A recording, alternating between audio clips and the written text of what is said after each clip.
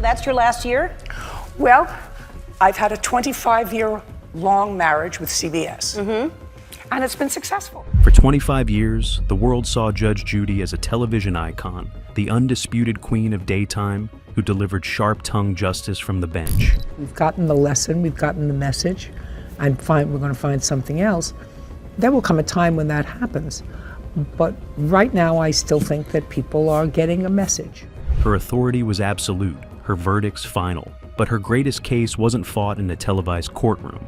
It was a secret power play waged in the boardrooms of Hollywood, where she quietly executed a brilliant strategy to outmaneuver a major network and seize total control of her empire. I really have had a lot of invested in this guy time-wise. This is the untold story of how she used that power to build a private family dynasty, fueled by a ruthless business sense that wasn't born from ego. I think it's because we argued the law at dinner. It was forged in the fire of a devastating personal betrayal that taught her one ironclad lesson: never let anyone else be in control. The assent, the betrayal, and the gavel. Before she was the highest paid host on television, she was a prosecutor whose own husband dismissed her career as a hobby. A betrayal that forged the armor of a woman who would never be underestimated again. The story of Judge Judy's impenetrable persona begins not with a television contract, but in the brutal battleground of New York's family court system in the 1970s. This wasn't a place for the faint of heart. It was a chaotic, underfunded system drowning in the worst of humanity. Cases of abuse, neglect, and violence that hardened her resolve. Day after day, she was faced with a tidal wave of human misery and a bureaucracy that moved at a glacial pace. She saw how the system failed children and families, getting bogged down in legal technicalities while lives hung in the balance. This experience bred in her a deep impatience for excuses and a radical focus on common sense. Her courtroom became a laboratory where she honed the persona the world would come to know: sharp, decisive, and utterly intolerant of nonsense. When she was appointed a judge by Mayor Ed Koch in 1982, she quickly earned a reputation for being tough, blunt, and unshakable. Her speed and decisiveness were a survival mechanism, the first iteration of the Judge Judy persona, born out of a necessity to command respect in a system that preyed on weakness. But to understand why she needed this armor, you have to look inside her own home. The most critical wound of her early life came not from a courtroom, but from her first marriage to Ronald Levy. After graduating from law school in 1965 as the only woman in a class of 126 men, she navigated a sea of male colleagues who believed she was taking a spot that rightfully belonged to a man. Yet, the deepest sting of condescension came from the person closest to her. She would later reveal the profound resentment she felt when her husband dismissed her legal career as nothing more than a hobby. This wasn't just a disagreement. It was a profound invalidation of her identity and intellect that reportedly lit a fire in her. It was a betrayal that instilled a lifelong, unshakable belief to never be dismissed again. She had to be in control. She could only truly rely on herself. That fierce new independence found its perfect expression when Hollywood came calling. A 1993 60 Minutes feature on her was a national sensation. In it, America saw something they had never seen before. A judge who spoke like a real person. Her sharp wit and no-nonsense takedowns were a shocking departure from the stoic, formal judges of television drama. Hollywood producers saw a lightning strike. They weren't just discovering a judge, they were discovering a once-in-a-generation television personality. She was offered her own television show in 1996. For Judy, this was more than a new job.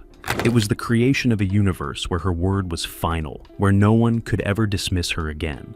Each successful season was another brick in her fortress of control, raising the stakes for the inevitable confrontation with the network. As her show's ratings exploded, famously surpassing The Oprah Winfrey Show to become the undisputed king of daytime television, she remained fiercely private. Her inner circle was fiercely small, limited almost exclusively to family. This wasn't just a preference, it was a calculated isolation. While the world saw a television star, a shrewd businesswoman was quietly consolidating power, laying the groundwork for a move no one saw coming. By the late 2000s, she was the untouchable icon of daytime TV. But the network that made her a star was about to find out that the woman they thought they controlled was secretly preparing to deliver her biggest verdict yet. The secret revealed: the $100 million power play. While earning a staggering $47 million a year, Judge Judy executed a secret masterstroke so brilliant, it allowed her to sell the property of the network that employed her right out from under them. By the 2000s, Judge Judy wasn't just a TV star. She was a cultural phenomenon. Her apex of power was cemented in numbers that were the stuff of legends. Her regular salary was an astonishing $47 million a year for just 52 days of filming. That's over $900,000 per workday. This incredible sum was a testament to her value, but it was just one part of her financial empire. She had become an institution, a figure so respected that a 2013 poll revealed Americans trusted her more than all 9 justices of the U.S. Supreme Court combined. She seemed to be the ultimate high-paid employee, a prized asset for her network, CBS. From the outside, her life was flawless, the absolute pinnacle of power and public admiration. But this public role as a network star was a smokescreen for her true ambition. The core of her secret power play lay hidden in the fine print of her contract, a brilliant business maneuver she had engineered years earlier. To understand the brilliance of this move, you have to go back to the mid-1990s. At the time, daytime television was seen as disposable. The idea that a library of a daytime court show could have a significant afterlife was almost laughable. Reruns were for primetime sitcoms. But Judy's team, led by a shrewd agent, saw the future.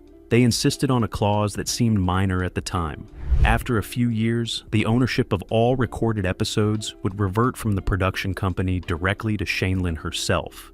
The network, eager to get a hot personality on the air and seeing the clause as a low-risk, meaningless concession, agreed.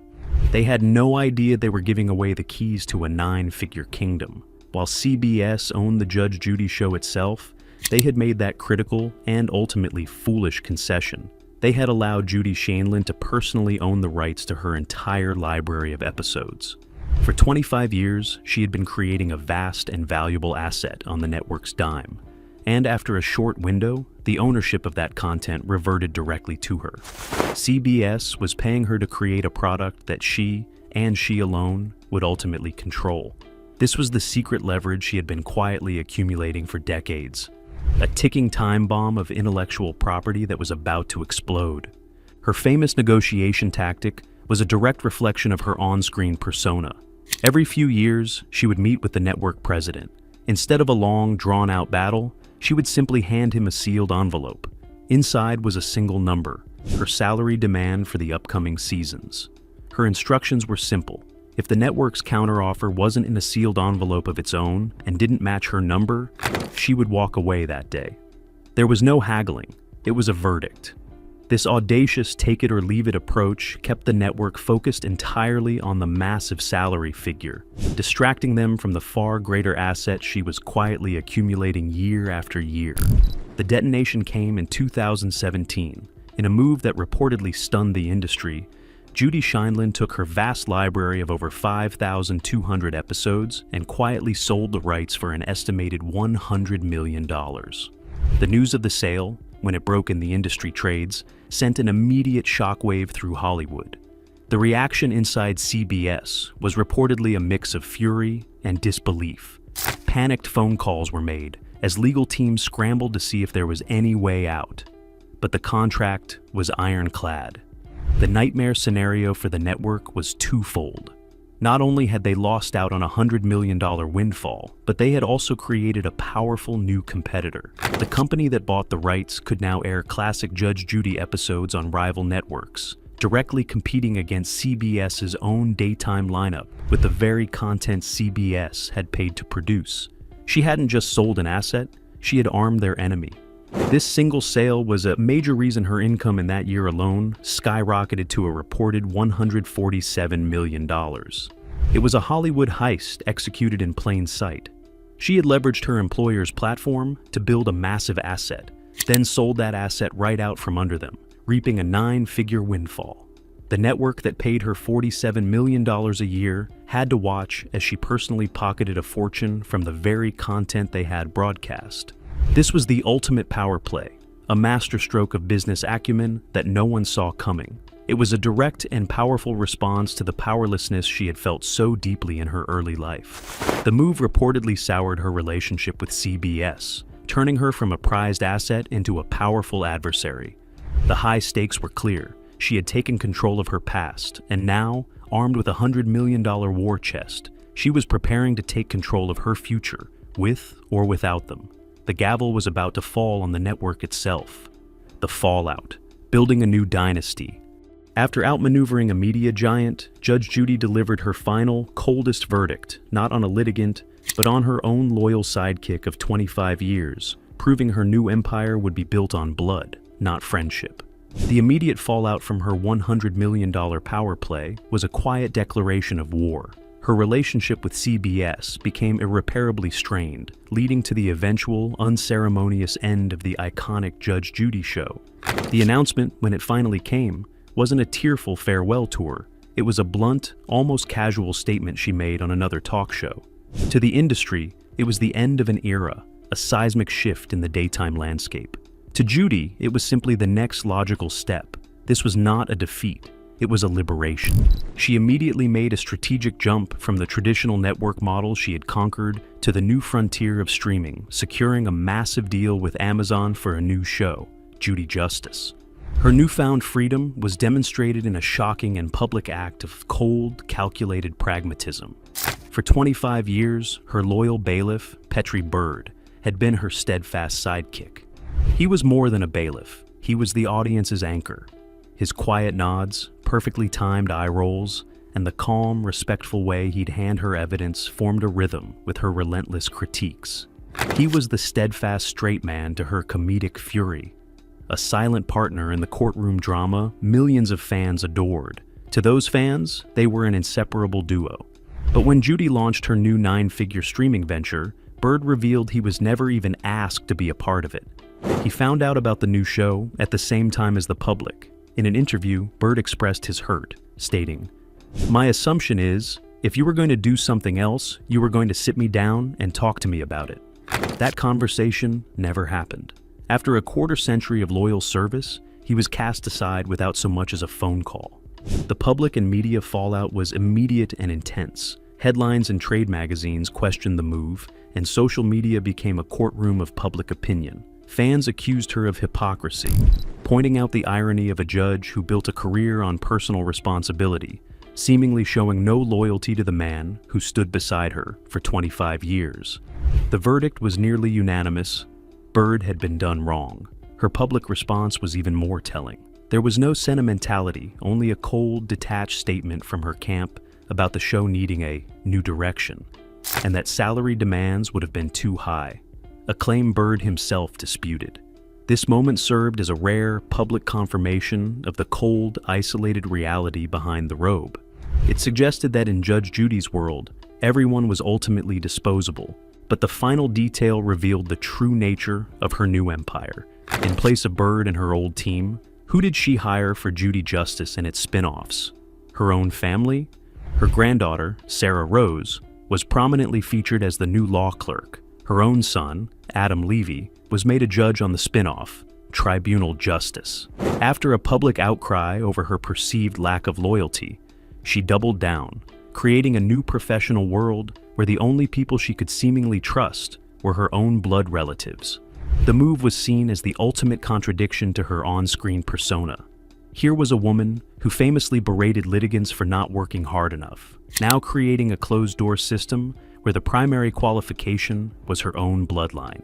This was her final retreat, pulling the walls of her fortress even tighter to ensure no outsiders could ever get close again. The empire was now an insulated, impenetrable family business. The lesson she had learned decades ago from her first husband was now her doctrine. In the end, you can only rely on yourself and your family. The real verdict. In the end, Judge Judy's greatest case had nothing to do with small claims, but was a masterclass in power, control, and the cold calculus of self-reliance. The woman who was once dismissed as a hobby used her public persona as a brilliant smokescreen, distracting the world with her on-screen verdicts while she executed a stunning Hollywood power play behind the scenes. She clawed her way from being an underestimated wife to a television titan who secured the wealth and absolute control she so desperately craved. The armor she forged out of betrayal became the very tool she used to conquer an entire industry. This leads to the great unanswered question of her legacy. Was Judge Judy's ruthless exclusion of her old team and the creation of a family dynasty a cold-hearted betrayal? Or was it the ultimate logical outcome for a woman who learned from her first marriage that true power means never having to trust anyone but yourself? What do you think? Share your thoughts in the comments below. And don't forget to like this video and subscribe for more stories you were never meant to see.